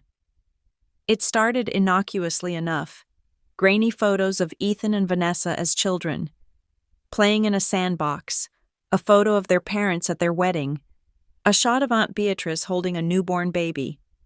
"Aw," the room murmured collectively. I watched from the back, leaning against a pillar. It was manipulative, sure, but standard fare for a family reunion. Then the slide changed. My breath caught in my throat. It was a photo of my son, Leo. It was a beautiful shot, taken 2 years ago at a picnic. The sunlight was catching his blonde hair, his blue eyes wide and laughing, a smear of strawberry jam on his cheek. It was pure, unadulterated joy. And it was being projected 10 feet high behind the woman who had banned him from the building. The slide changed again. Maya, my daughter, she was 3 in the photo, wearing a fairy costume, spinning in circles with a look of intense concentration. "Look at those angels," someone at a nearby table whispered. The slide changed again. Leo and Maya together, hugging on a dock at the lake house. I felt a physical blow to my chest. These were not public photos. These were photos I had shared in the private family WhatsApp group. The group Vanessa had been scrubbing. She had saved them. She had curated them. She was using my children, the very children she had deemed too pretty and distracting to be present in the flesh, as emotional bait to sell her fraudulent foundation. She was exploiting their images to create a facade of wholesome family unity while actively excluding them. The hypocrisy was so sharp it felt like a knife between my ribs. I did not scream. I did not run to the stage. I walked calmly to the side of the room, where the videographer was manning a laptop connected to the projector. He was a young guy, maybe 25, wearing a black t-shirt and a headset. I tapped him on the shoulder. He pulled one ear cup off. "Yeah?" "Hi," I whispered, keeping my voice pleasant. "I am Leah Simmons. Those are my children on the screen." "Oh, cool," he nodded. Turning back to his monitor, "Cute kids." "I didn't send those photos in," I said. "I was just wondering where you got them. I wanted to make sure I had the high-resolution versions." "Oh, the client provided everything," he said, gesturing vaguely toward the stage. "Ms. Hartley gave me a thumb drive this afternoon. Folder was labeled Emotional Beats. She said to make sure we use the ones with the kids because they test better. They test better. My children were not people to her. They were marketing assets. They were emotional beats." "Thank you," I said. I walked away. The rage that had been a hot fire in my chest had turned into something else. It was cold ice. It was absolute clarity. I scanned the room. I needed to seed the truth before I harvested it. I walked over to table 3, where Greta Lyle was sitting with Camille and a few others. They were watching the screen, their expressions unreadable. I leaned down between Greta and Camille. "She banned them," I whispered, my voice carrying just enough for the table to hear. "She told me they were too distracting to attend. She told me they would ruin the aesthetic. And yet, she is projecting their faces on a 20-foot screen because she knows they make people feel generous." Greta turned to look at me. Her eyes narrowed. "She banned them, but she is using their pictures?" Greta asked, her voice sharp. "The videographer just told me the folder was labeled Emotional Beats," I said. "She thinks they are good for business, just not good enough to be treated like family." Camille let out a small, horrified sound. "Oh my God. I knew she was using them, but I didn't know she called them that." "It is exploitation," I said simply. "She is selling my children to these donors." I stood up and moved to the next table. I found Talia and Mark. I whispered the same thing. "Those are the kids she said were too loud to come," I said. pointing at the screen where a photo of Maya sleeping with a puppy was currently dissolving into a star wipe. Funny how quiet they are in a JPEG. Talia's jaw dropped. She turned to the woman next to her, a cousin I rarely saw, and whispered, "Did you know Vanessa uninvited them?" The whisper spread. I watched it move through the room like a wave. Heads turned. People looked from the screen to me, then back to the screen. The awes stopped. The murmuring changed tone. It became confused. Then, it became judgmental. Guests were realizing the disconnect. They were seeing the beautiful children on screen and wondering, wait, where are they? Why aren't they here? And the answer, that they had been excluded by the woman currently soliciting donations in their name, was beginning to sink in. I felt a tap on my elbow. It was Jonah Park. "Leah," he murmured. I found the smoking gun. "Tell me," I said, keeping my eyes on Vanessa, who was now swaying slightly to the music, looking misty-eyed at a photo of herself. "The fiscal sponsor listed on the bottom of the donation page," Jonah said. "It says, Children's Art Alliance Corp. Sounds legit, right?" "Sure. There is a national charity called the Children's Arts Alliance. Note the S on arts. They are huge. They do millions in grants. But Children's Art Alliance Corp. with no S? Let me guess," I said. "Incorporated in Delaware 3 days ago," Jonah said. "Registered agent is a corporate service company, but the mailing address? It matches the address for Vantage Point branding." "She cloned a charity name," I whispered. "She is spoofing a real organization to trick people into thinking it is legitimate." "It is classic passing off," Jonah said. "And it is highly illegal. If any of these people donate thinking they are giving to the national group, she is on the hook for fraud." "Thank you, Jonah," I said. "Keep that ready." The slideshow ended. The lights came up halfway. Vanessa dabbed at her eyes with a tissue. "I just get so emotional," she sniffed into the microphone. "Seeing the future of our family." The applause was sparse. People were shifting in their seats. The energy in the room had curdled. I needed to talk to Ethan. I saw him standing near the bar, looking pale. He had loosened his tie. He was staring into a glass of scotch like it held the answers to the universe. I walked over to him. I did not ask permission.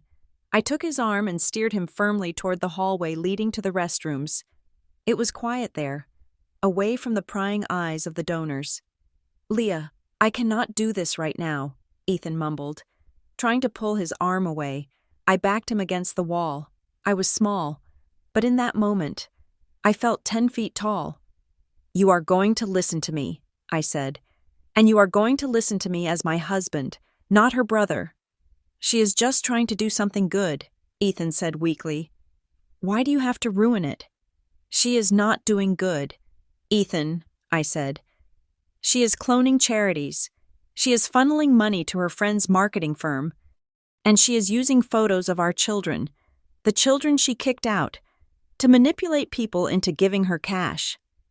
Ethan blinked. "What do you mean? Kicked out?" "Do not play dumb," I snapped. "You know she uninvited them." "She said it was logistical," Ethan cried. "She said there wasn't room." "She lied," I said. "She told the journalist, the woman sitting at table 1, that I was an unstable, jealous mother who tried to force her kids into the spotlight. She told her she had to ban them to protect the event from me." Ethan froze.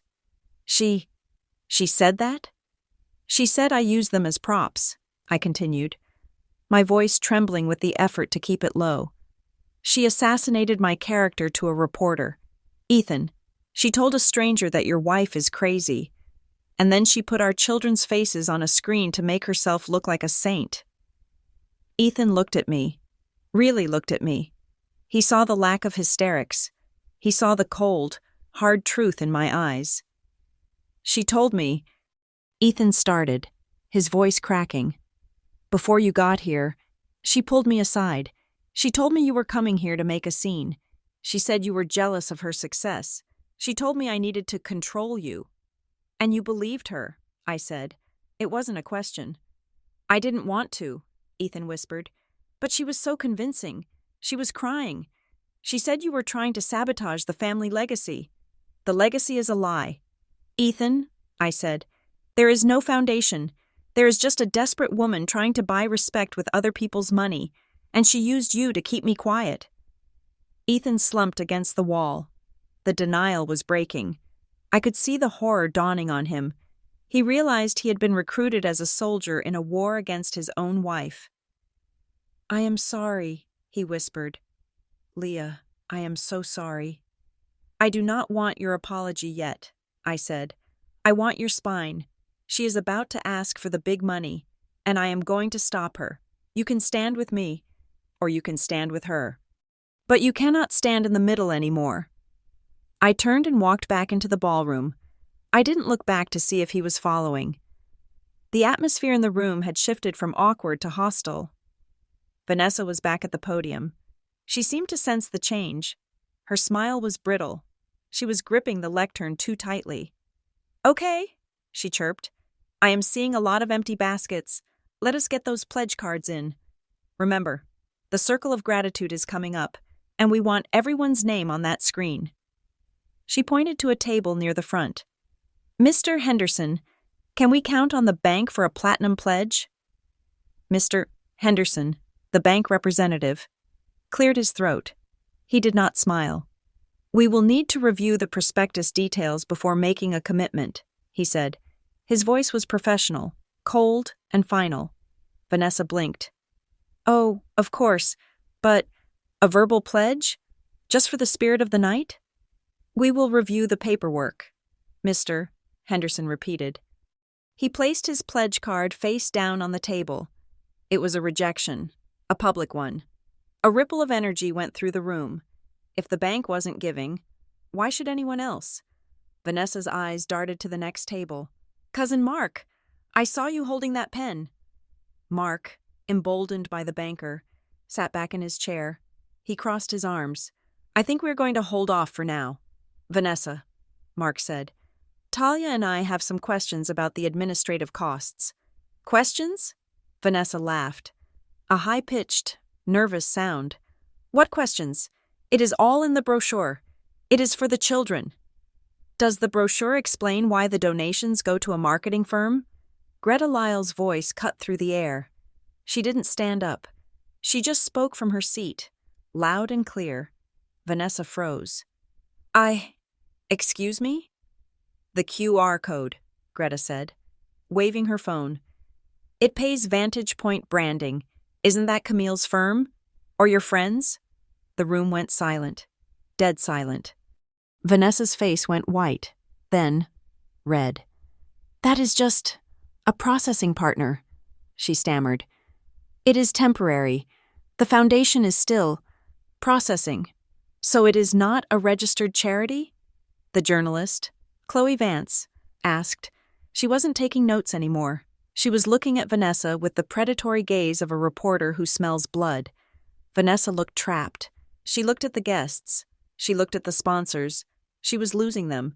The narrative was crumbling. She needed a villain. She needed a distraction. Her eyes locked on me. I was sitting at table 4, watching her. You know, Vanessa said, her voice turning sharp and nasty. I expected this kind of nitpicking from some people who are sensitive, people who have always been a little competitive with me. She was pivoting. She was going to make this about a catfight. She was going to reduce the financial fraud to a sister-in-law squabble. Leah, she said, saying my name like a curse. I see you whispering over there. I know you are upset that I asked you to leave the kids at home. I get it. It is hard to be a mom and feel like you are not center stage. The room turned to look at me again, but this time, I wasn't afraid. I know you think I am being mean, Vanessa continued, playing to the crowd. But honestly, Leah, we just wanted a night where the adults could focus on the mission without the chaos. I am sorry if that hurt your feelings, but do we really need to sabotage a charity event just because you are feeling insecure? She raised her glass. To family, she sneered. Even the difficult ones. She drank. She waited for me to explode. She waited for me to cry, or to yell. I am not insecure. I stood up. I moved my chair back slowly. I smoothed my dress. I did not walk to the stage. I stood by my table, a solitary figure in the back of the room. I waited until the silence was absolute. Vanessa, I said. My voice was not loud, but it projected. I kept it warm. I kept it incredibly, deadly polite. I want to congratulate you, I said. It is a beautiful event, and I think it is wonderful that you want to support children. Vanessa blinked. She looked confused. She had expected a fight. But I do have one question, I continued, my voice carrying to every corner of the room. I gestured to the blank screen behind her, where the face of my son had been projected moments ago. You told me that my children were too distracting to be here, I said. You said they were not appropriate for the event. You said they would ruin the focus. I paused. I looked her dead in the eye. So if they are not good enough to be in the room, Vanessa, why are they good enough to be on your screen? The question hung in the air like a guillotine blade. It stripped away the financial complexity. It stripped away the legal jargon. It cut straight to the emotional core of the betrayal. Vanessa opened her mouth, but no sound came out. You used their faces to ask for money, I said, my voice hardening just a fraction. You used the children you banned to sell your brand. I'm just confused. Are they family? Or are they props? The room erupted, not in cheers, but in murmurs of shock and disgust. She is right, someone whispered loudly. That is low, another voice said. That is my niece she is talking about, Uncle Bob said. Standing up, Vanessa, did you really ban them? Vanessa looked around frantically. No, it was a misunderstanding. I just meant, you said they were too pretty, I said, delivering the final line of the transcript I had memorized. You said they'd draw attention. Well, you have everyone's attention now. Vanessa, is this the legacy you wanted? Vanessa gripped the podium. She looked at the journalist, who was typing furiously on her phone. She looked at the bank reps, who were now standing up, gathering their coats. Vanessa stammered. You are twisting things. I am not twisting anything, I said. I am just observing, and I think I will keep my pledge card. I sat down. The spell was broken. The circle of gratitude was dead. Vanessa stood on the stage, the spotlight harsh and unforgiving on her sequins. She looked small. She looked cheap. And then, from the front of the room, a chair scraped against the floor. It was Denise. My mother-in-law stood up. She looked at Vanessa. She looked at me. And for the first time in her life, she didn't look like she was trying to keep the peace. She looked like she was trying to salvage her dignity. Vanessa, Denise said, her voice shaking but audible. Turn off the projector. Mom? Vanessa whispered. Turn it off, Denise commanded, and give people their envelopes back. It was over. But the night wasn't done yet. The debris had to fall, and I was going to make sure it landed exactly where it belonged. The silence that followed my question was not empty. It was heavy, suffocating, and absolute. It hung over the ballroom like a physical weight. Pressing down on the gold-plated silverware and the crystal glasses, Vanessa stood on the stage, the microphone gripped in her hand, her knuckles white against the black metal. She looked at me, and for a fleeting second, I saw genuine panic in her eyes. The script had been burned. The teleprompter in her head had gone blank. Then, she laughed. It was a sharp, jagged sound, too loud and pitched too high, bouncing off the vaulted ceiling. Oh, Leah, she said, shaking her head with a performative roll of her eyes.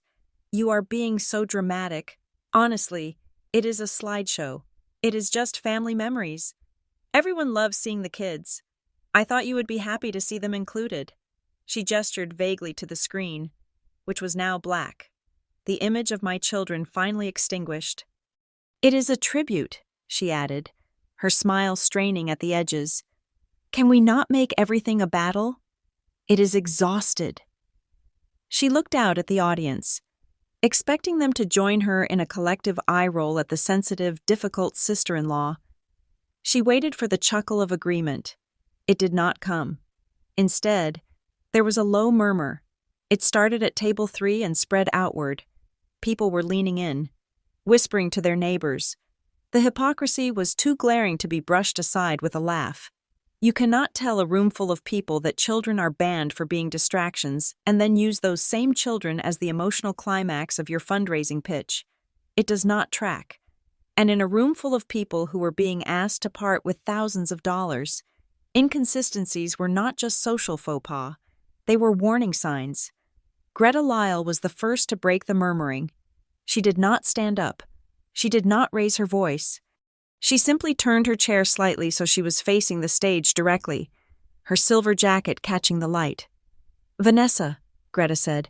Her voice was calm, the voice of a woman who had sat on a dozen charity boards and knew exactly how the game was played. "Leah raises a valid point about the photos, but I have a few questions of my own." Vanessa blinked, clearly relieved to be moving away from the topic of my children. "Of course. Greta, ask away. We are all about transparency here."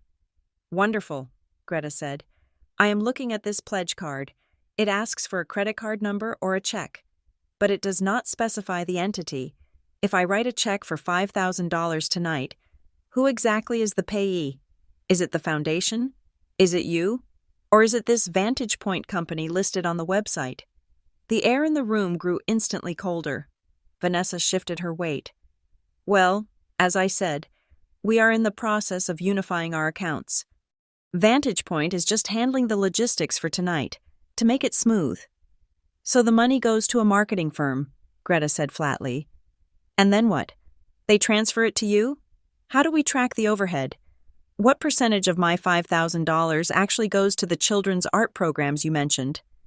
"It all goes to the mission," Vanessa insisted, her voice rising. "Minus essential administrative costs, of course." "What are the administrative costs?" another voice called out. It was my cousin Mark. He was looking at his phone, probably reading the text Talia had sent him about the embezzled funds from the memorial run. "Is the administrative cost the venue rental?" Mark asked. "Is it the catering? Or is it a salary for the board members?" Vanessa looked at Mark, betrayed. "Mark, please, this is a launch party. Of course there are costs." "I am just asking," Mark said, his voice steady. "Because 3 years ago, we raised money for Uncle Jerry's memorial, and we never saw a dime of it go to the hospital. You said expenses ate it up. I just want to know if this is the same kind of math." The room gasped. It was a direct hit. Vanessa's face flushed a deep, blotchy red. "That is unfair. I worked my tail off on that memorial." "And you paid yourself $6,000 for it," Talia said. She spoke quietly, but in the silence, it sounded like a shout. The sponsors at Table 1 were no longer looking at their phones. They were looking at Vanessa with the cold, hard scrutiny of people who realized they had been invited to a crime scene. The banker, Mr. Henderson, was slowly sliding his pledge card back into the envelope. The journalist, Chloe Vance, was typing rapidly, her thumbs flying across her screen. Vanessa saw them losing faith. She saw the night slipping away. "This is ridiculous," she snapped, gripping the podium. "We are here to celebrate. We are here to build a legacy. Why are you all attacking me? I am trying to do something good for this family." Then Jonah Park stood up. He adjusted his glasses and buttoned his suit jacket. He looked every inch the compliance officer. "Ms. Hartley," Jonah said. His voice was polite, professional, and utterly devastating. "My name is Jonah Park. I work in nonprofit compliance. I have been reviewing your donation portal during the presentation." Vanessa stared at him. "Who are you?" "I am a guest," Jonah said, "and I feel it is my duty to inform you, and the potential donors in this room, that soliciting funds as a tax-exempt organization without a valid 501c3 determination letter or a fiscal sponsorship agreement is a violation of state and federal law." He paused to let that sink in. Your website lists a fiscal sponsor that does not appear to exist in the IRS database. Jonah continued. It appears to be a shell corporation with a name very similar to a national charity. That is known as deceptive solicitation. Before anyone in this room scans that QR code, I would strongly suggest you pause this pledge drive until you can provide a valid EIN number and a letter of determination. Vanessa stammered. We have an EIN. We are filed. Filing for an LLC is not the same as being a charity, Jonah said gently. If you take this money tonight under false pretenses, you could be facing wire fraud charges. I am happy to email you a list of the specific statutes if you are confused. It was the final blow. He hadn't called her mean. He hadn't called her a liar. He had called her a criminal, and he had done it with the polite helpfulness of an IT support technician. The room was done. You could feel it. The collective buy-in had evaporated. Vanessa stood alone on the stage. The silence was no longer heavy. It was sharp. It was the sound of 50 people judging her, and she broke. The mask of the benevolent philanthropist cracked and fell away, revealing the terrified, angry woman underneath. She slammed her hand down on the podium. The microphone screeched. "Stop it!" she screamed. "Just stop it, all of you!" She pointed a shaking finger at the back of the room, at me. "This is you," she hissed. "This is all you. Leah, you planned this. You came here tonight to humiliate me because you cannot stand that I'm doing something important." "I am just sitting here." "Vanessa," I said calmly. "You are jealous," she shrieked, her voice tearing at her throat. "You have always been jealous. You think you are so perfect with your perfect husband and your perfect job. But you know what? You are nothing without those kids. That is why you drag them everywhere. That is why you shove them in everyone's face." "I didn't bring them tonight," I reminded her. "Because they steal the light," Vanessa yelled. The truth exploded out of her, raw and ugly. "They walk into a room and nobody looks at me. Nobody cares about what I'm doing. It is always, 'Oh, look at Leo. Look at Maya. Aren't they beautiful?' It is exhausting. I wanted one night, just one night where I was the one people looked at, where I was the star." The confession hung in the air, vibrating. She had admitted it. It wasn't about the venue. It wasn't about the vibe. It wasn't about the videographer. It was about a 35-year-old woman who was so deeply insecure that she viewed her 5-year-old niece as a rival. "I banned them because I wanted people to look at me." Vanessa was crying now, tears streaming down her face, ruining her makeup. "Is that a crime? I just wanted to be seen, and you ruined it. You ruined everything." She was sobbing, heaving breaths that racked her sequined body. It was pathetic. It was tragic. And it was over. Denise Hartley stood up from the head table. My mother-in-law looked older than I had ever seen her. Her face was pale, drawn with a mixture of shame and sorrow. She had spent a lifetime enabling Vanessa, protecting her, pretending that her daughter's tantrums were just high spirits. But she could not pretend this away. She had heard the fraud. She had heard the lies. And she had heard her daughter scream that she hated her own grandchildren for being too beautiful. Denise walked to the stage. She did not walk quickly. She walked with the heavy, deliberate steps of a woman walking to a funeral. She climbed the stairs. She reached the podium. "Mom," Vanessa sobbed, reaching out for her. "Mom, tell them they are being mean to me." Denise did not hug her. She reached out and turned off the microphone. The screech of feedback cut off abruptly. "Stop," Denise said. Her voice was unamplified, but in the silent room, we heard every word. "But Mom..." "I said stop," Denise repeated. Her voice broke. "It is over. Vanessa, look at this room. Look at what you have done." Vanessa looked out at the crowd. She saw the pity. She saw the disgust. She saw the sponsors putting on their coats. "I just wanted to make you proud," Vanessa whispered. "You wanted to be famous," Denise said. "There is a difference." Denise turned to the room. She looked at her family. She looked at the guests. "I am sorry," Denise said. "Please, everyone, just go home. The event is over. Please do not donate. Just go." It was a total surrender.